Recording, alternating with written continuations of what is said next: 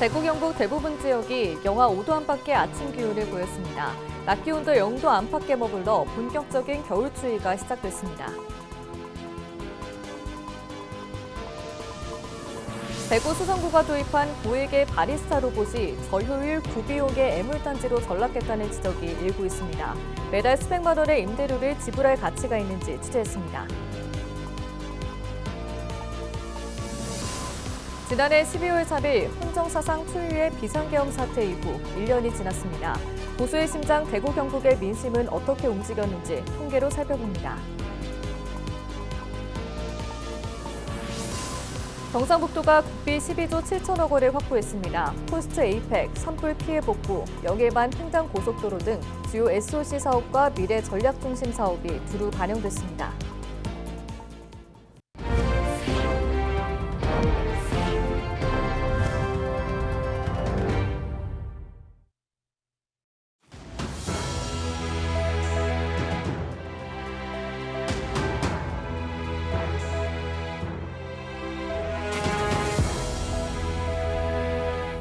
시청자 여러분 안녕하십니까? 헬로티비 뉴스입니다.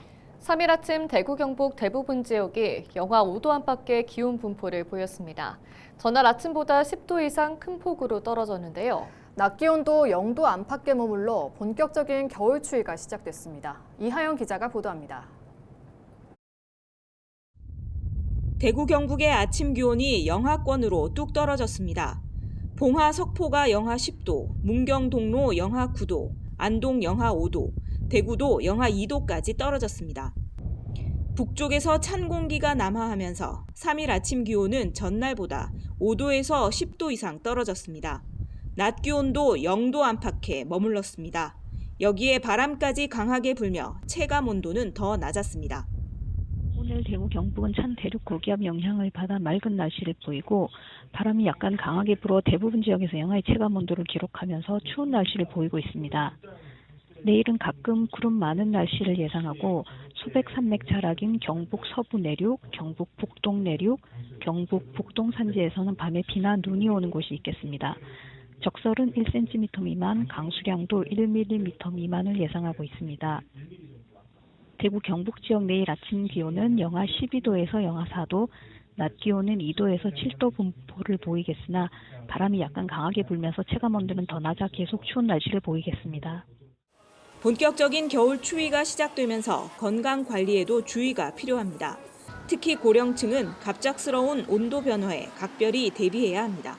겨울철에 이제 추우니까 밖에 안 나가시 되는데 이제 실내 운동을 이제 어느 정도 해주셔야 되고 실외에서 운동하실 때는 이제 날씨가 추울 때는 이제 피해 주시고 이제 급격한 운동을 안 하시는 게 좋습니다. 또한 특별히 어르신은 이제 혈관이나 심혈관계 관리를 해주셔야 되는데 이제 갑작스러운 온도차가 있을 때 밖에 이제 안 나가시는 게 좋고 또한 그 과격한 운동, 특히 오전에 과격한 운동 하시면 안 됩니다. 한파에는 되도록 무리한 외출은 피하고 외출 시에는 모자와 장갑, 마스크로 체온을 유지하는 것이 중요합니다. 헬로티비 뉴스 이하영입니다. 지난해 12월 4일 윤석열 전 대통령이 비상개업을 선포했습니다. 헌정 사상 초유의 사태에 국민들은 거리로 쏟아져 나왔고 123일 동안 민주주의를 외친 끝에 윤 전 대통령은 파면됐습니다. 이후 새 대통령 취임까지 대한민국은 숨가쁜 1년을 보냈는데요.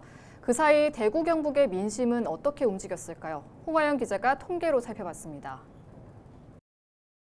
계엄 선포 직전 윤 전 대통령에 대한 국정운영 평가는 전국적으로 부정적이었습니다.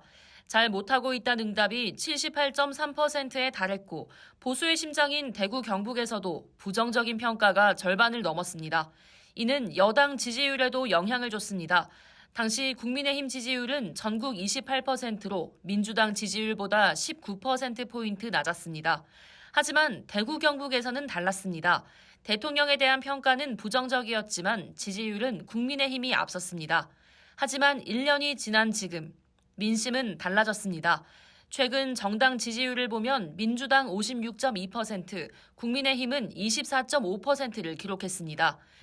눈에 띄는 점은 대구 경북의 변화인데 민주당 지지율이 44.7%, 국민의힘 지지율 38.1%입니다. 지난해 같은 기간 대비 민주당 지지율이 18.1%포인트 올랐습니다. 이재명 대통령에 대한 국정 운영 평가도 긍정적입니다. 전국 기준 잘하고 있다는 응답이 71.1%, 대구 경북에서도 61.8%가 긍정적으로 평가했습니다. 정권 초반, 특유의 허니문 효과가 반영된 결과로 풀이됩니다. 이번 여론조사는 여론조사 꽃에서 진행했으며 조사 일시는 2024년 11월 29일부터 30일, 2025년 11월 28일에서 29일이며 자세한 내용은 중앙선거 여론조사 심의위원회에서 확인할 수 있습니다. 헬로티비 뉴스 홍아영입니다. 대구 수성구가 수성구립 그림책 도서관에 설치한 고액의 바리스타 로봇이 정작 현장에서는 고비용 저효율의 애물단지로 전락했다는 지적이 일고 있습니다.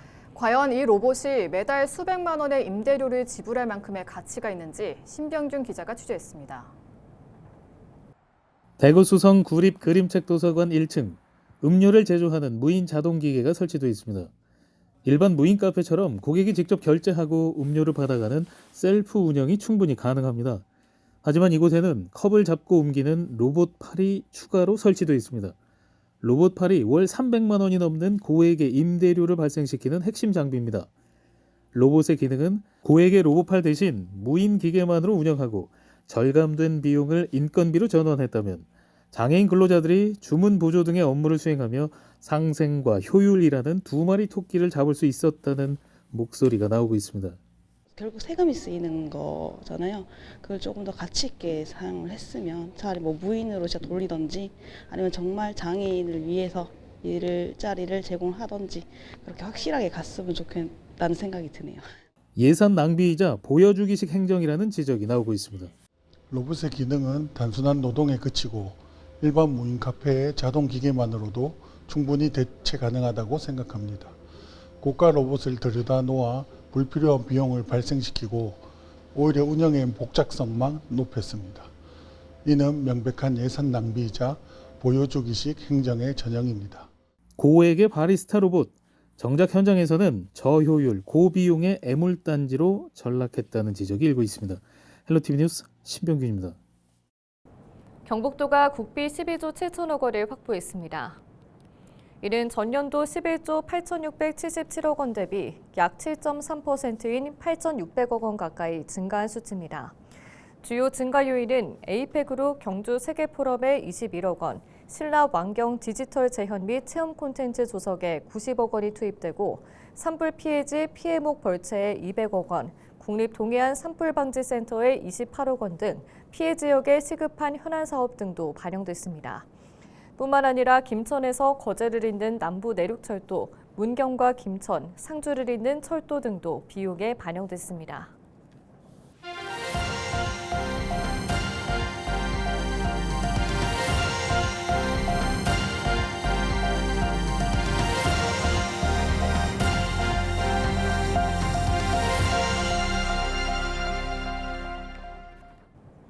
올해 충남 지역의 과수화상병 발생 면적이 75% 감소했습니다. 병든 가지를 초기에 제거한 게 방제의 핵심이라는 분석인데요. 임희정 기자가 보도합니다. 끝이 검게 마르고 가지와 잎 전체가 타들어간 듯 변했습니다. 작물을 검게 말라 죽게 하는 세균성 전염병, 과수화상병에 걸린 사과입니다. 과수화상병에 걸리면 최대 3년간 농사를 포기해야 될 정도로 피해가 큽니다. 이러한 가운데 올해 충남 지역의 피해가 크게 줄어 눈길을 끌고 있습니다. 올해 충남 지역 과수화상병 발생 면적은 8.6헥타르, 지난해 4분의 1 수준으로 떨어졌습니다. 이렇게 피해를 줄일 수 있었던 건 병든 가지를 제때 잘라냈기 때문입니다. 싱싱한 가지가 끝이 시들거나 숙여지고 있을 때 그것은 이제 화상병으로 우리가 판정을 해서 미리 그런 부위를 제거함으로써 상당한 효과는 있다고 저희들이 보고 있습니다. 과수화상병은 치료제가 없어 병을 조기에 발견하고 병든 가지를 즉시 잘라내는 게 사실상 유일한 대응법입니다. 과수화상병균은 궤양 부위에서 월동하고 봄철 기온이 상승함에 따라 이동, 확산하는 특성이 있습니다. 따라서 겨울철 궤양 제거는 반드시 해야 될 핵심적인 사전 예방 조치라고 볼 수 있습니다. 가지 아래 40에서 70cm 지점을 잘라내고 잘라낸 나무는 불에 태우거나 땅에 묻어 처리해야 합니다. 또 절단 부위에는 전용 소독제를 발라 2차 감염을 막는 게 중요합니다. 충남 농업기술원은 겨울철 가지치기 작업이 집중되는 시기인 만큼 소독 관리도 중요하다고 강조하고 있습니다. 외부 농작업자를 고용할 경우에는 수시로 소독하도록 해서 혹시 모를 감염 위험을 반드시 차단해야 됩니다. 충남 농업기술원은 피해를 줄이기 위해 예찰 작업을 강화하는 한편 방제약제 지원을 늘리는 방안을 검토할 계획입니다. 헬로티비 뉴스 이미정입니다. 경북교육청이 교육급여 바우처 현장 방문 신청 기간을 운영합니다. 2025학년도 교육급여 지급 의뢰 대상자 중 95.7%가 바우처 신청을 완료했지만 고령 다문화 가정 시설 거주 학생 등 온라인 신청이 어려운 대상자에게 신청을 놓치지 않도록 하기 위해 한시적 방문 접수 기간을 마련했습니다. 교육급여 바우처는 저소득층 가정학생의 교육비 부담을 덜기 위해 연 1회 제공되는 카드 포인트 형태의 이용권으로 초등학생에게는 48만 7천 원, 중학생은 67만 9천 원, 고등학생은 76만 8천 원을 지원합니다.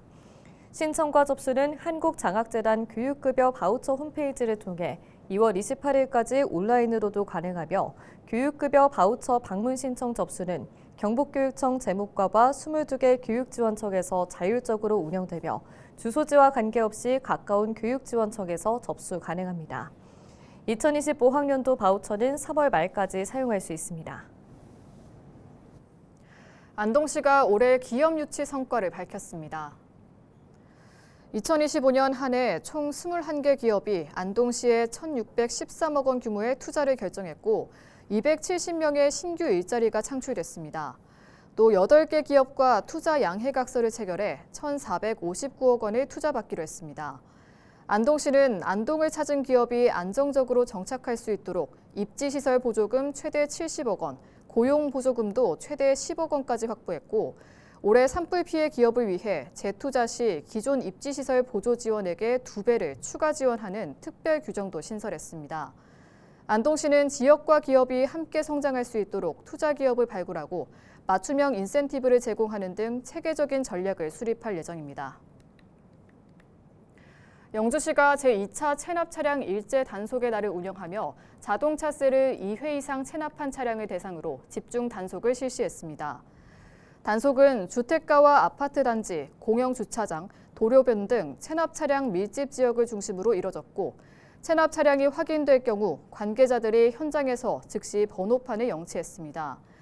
시는 체납액을 한 번에 납부하기 어려운 생계형 체납차에게는 분할 납부를 안내해 납세 여건을 지원하는 한편 상습 고액 체납 차량에 대해 인도 명령과 견인, 공매 등 강력한 체납 처분을 이어가겠다고 밝혔습니다. 대구시는 오는 5일 대구 경북 디자인센터에서 2035 도시재생 전략계획 공청회를 개최합니다. 2035 도시재생 전략계획은 향후 10년간 대구 전역에서 추진될 도시재생 정책의 기본 구상과 목표를 설정하고 인구 감소와 산업 쇠퇴 등 대구가 직면한 문제를 해소하기 위한 미래 핵심 로드맵입니다.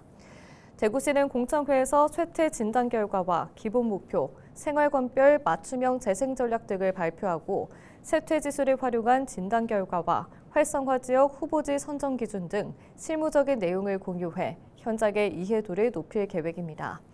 이번 공청회를 통해 지역 특성을 반영한 재생 전략을 마련하고 수렴된 의견을 검토해 최종 전략 계획을 확정할 예정입니다.